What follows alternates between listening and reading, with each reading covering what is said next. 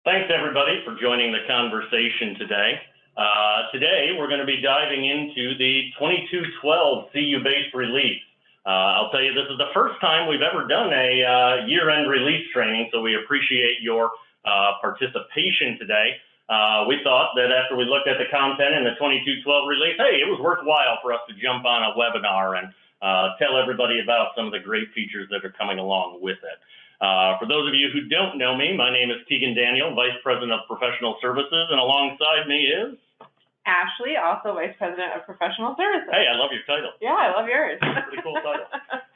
Diving into the content here, this isn't going to last an hour by any stretch of the imagination. We'll probably be around 30 minutes. If you have any questions, don't hesitate to shoot them directly through the chat in Zoom. We'll pause periodically to address any of those questions, and if we happen to miss any, we'll catch up near the end of our conversation here. We also do plan to record this session, so that way you can share with some other folks on your team as well. Assuming it passes our internal muster, we'll share that with the group accordingly. Let's go ahead and dive in. How about that, Ashley? Sounds great. So first up is some lending stuff. What do you got? So now you'll be able to add fees to one-click loan offers.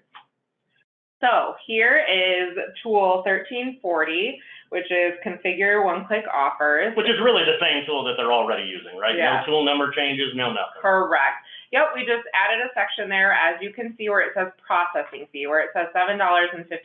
So it can be a fee of your choice. So if you want to charge 20, 25, whatever that may be, this is its own fee that does not get added to the loan balance, doesn't get calculated in any way except for just a normal processing fee like it would be for any other loan. So how about the member-facing side? They're obviously going to see the fees, right? Yeah, so you can definitely see what the member sees here. So at the top, it has the banner. It says, Mary, you've been approved. So she can go ahead and click the view button and view her one-click offer.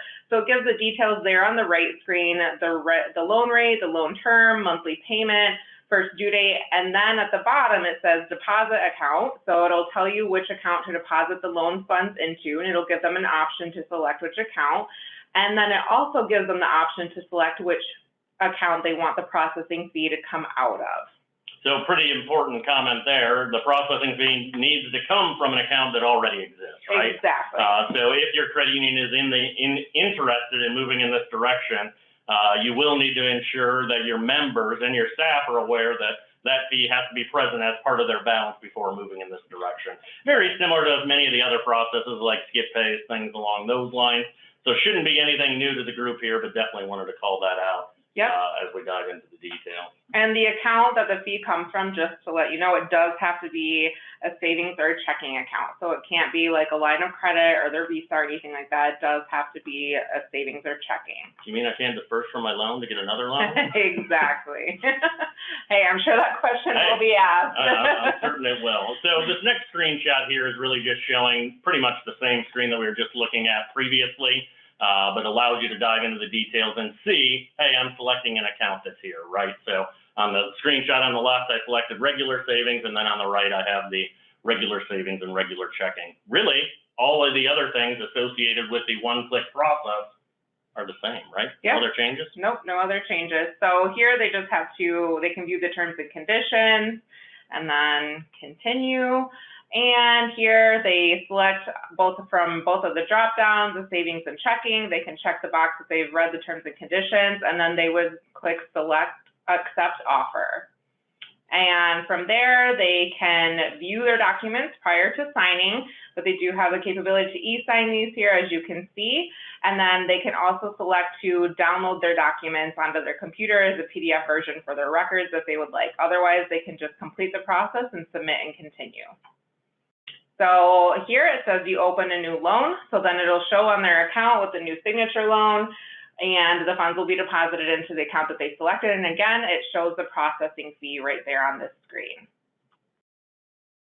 And then for credit card offers, here we have the processing fee as well. So as you can see, since it's a credit card, it's not asking for an account to deposit the funds into, but it is asking again for an account of where they want the fee to come from. And pretty much same process here, just says you got your offer and shows you the fee.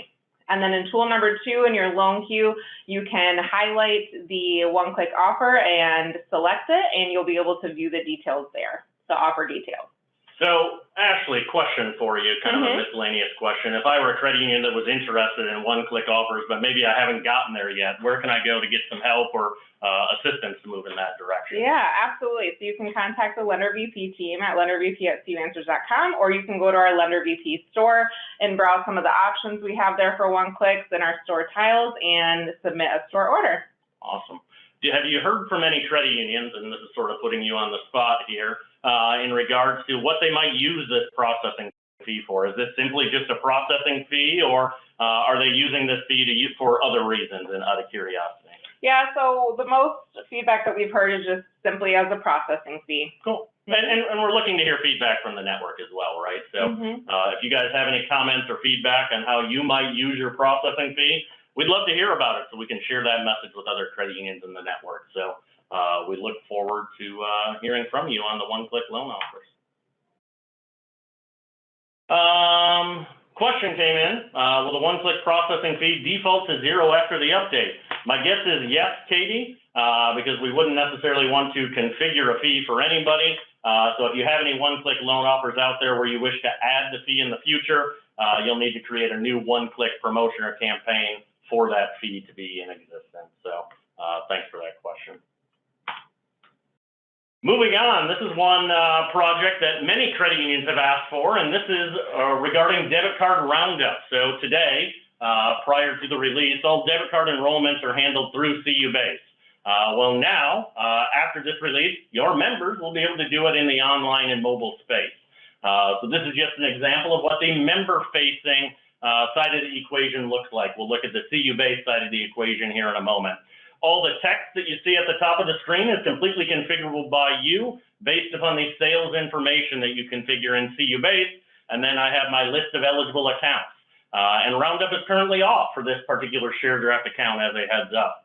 Once I select on the option, I then have the option to choose I don't want to round up or I do want to round up, and then I can update my setting accordingly. And then if I do choose to round up my purchases, I have to select, in a very similar vein to what we saw on the one-click processing fee, I need to choose where I want those Roundup cents and those funds to go.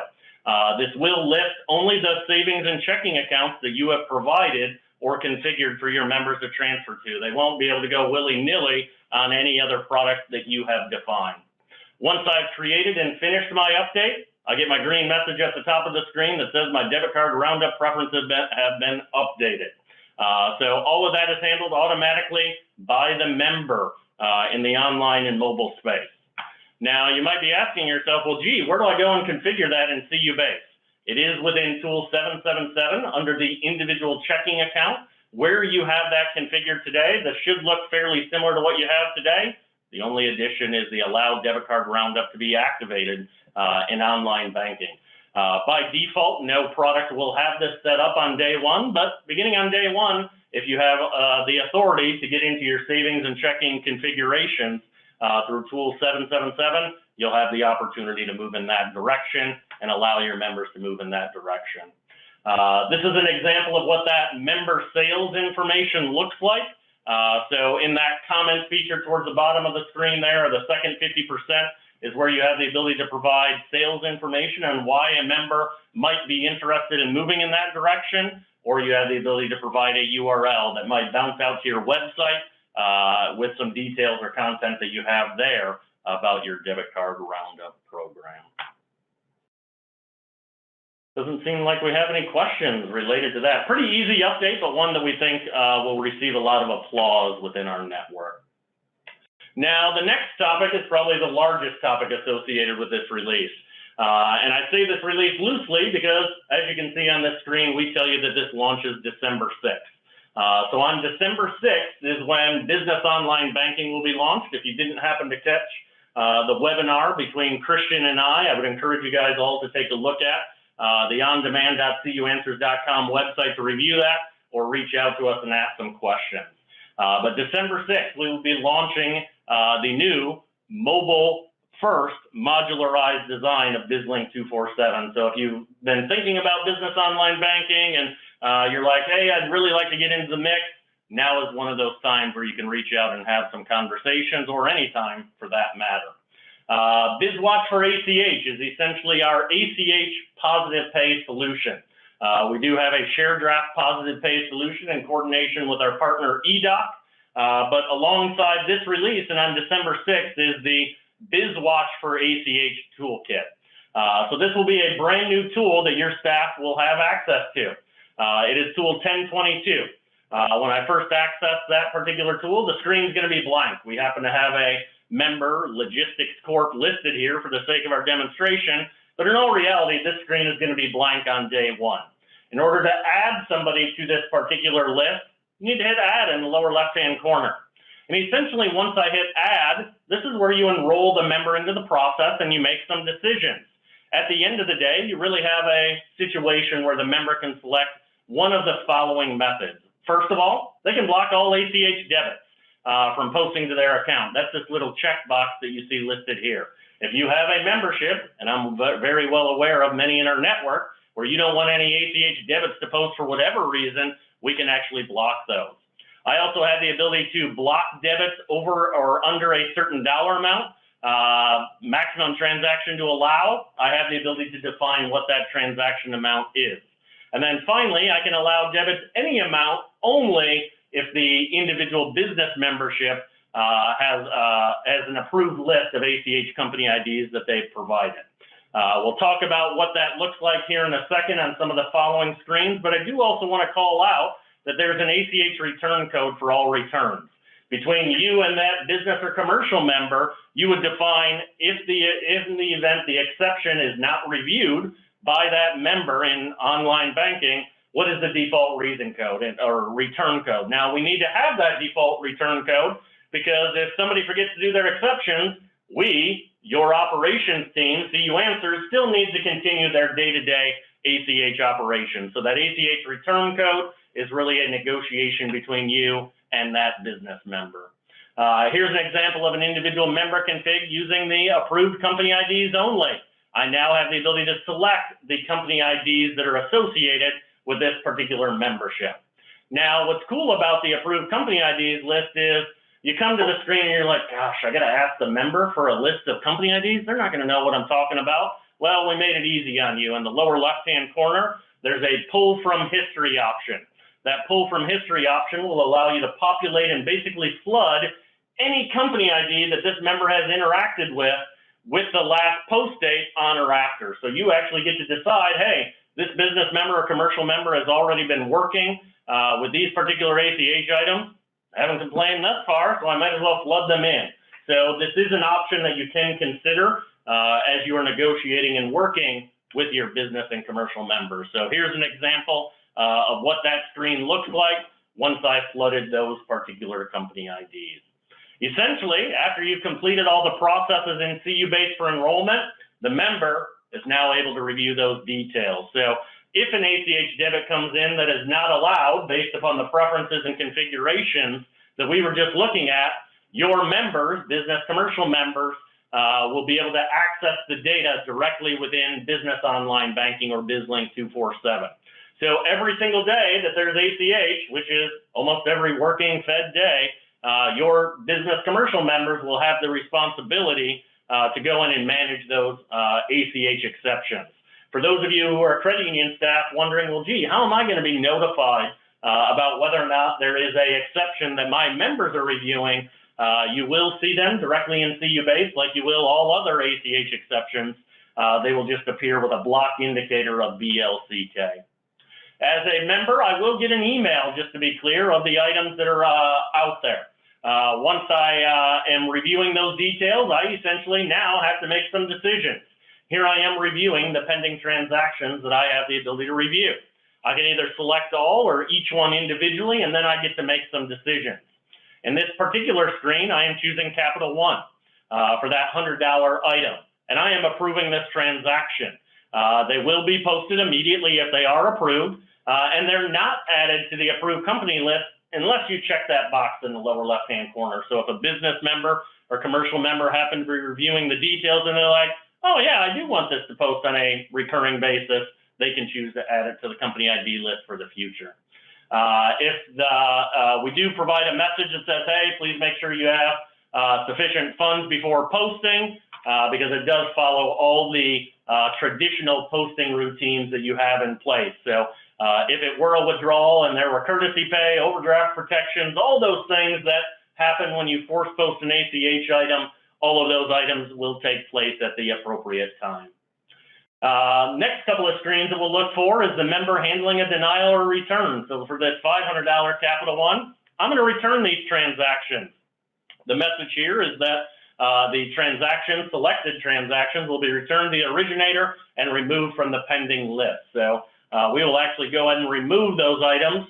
The business or commercial member will then choose the option to return the transaction. If there is more than one, you would see more than one here as a heads up. And then I have finally returned that item where I have the ability to return to my pending transactions.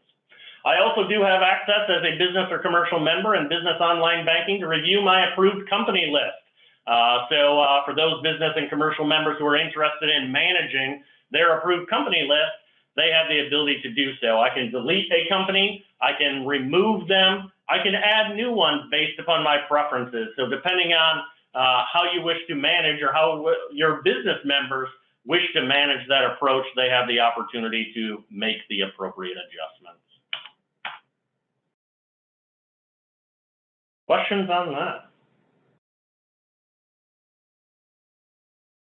The big thing on BizWatch for ACH and for business online banking is that those updates will come December 6th, whereas the other updates will come a little bit earlier in the week. Very quick session today, actually. Not a whole lot here, but I'm glad we got the opportunity to reach out and talk with our groups here in regards to the updates that are coming. Any final comments from you? It looks like we have another question. The business chooses to make changes with their ACH approvals. Will the credit union be notified? The credit union won't necessarily be notified, but operationally, as you're working your exceptions, whoever on your staff is working those exceptions will see the employee ID might be 96 or 99 based upon whether the system is doing the approvals and making the adjustments or whether the member is doing so. So great question, Nick. And then Holly, can members work the ACH Positive Pay in-app and desktop mobile? The answer is yes. So with the new version of BizLink 247, you likely saw that the screenshots that we provided were from a mobile device. So absolutely, the opportunities exist for members to process those items moving forward. Looks like we have a question from Katie. She said, going back to debit card roundups, where will that be located in CU Publisher/OLD? Katie, I don't know the answer off the top of my head, but I'll reach out to our MTG team and have them reach out to you and the rest of the group to let you guys know where to activate that. Great question, Katie. Any other questions?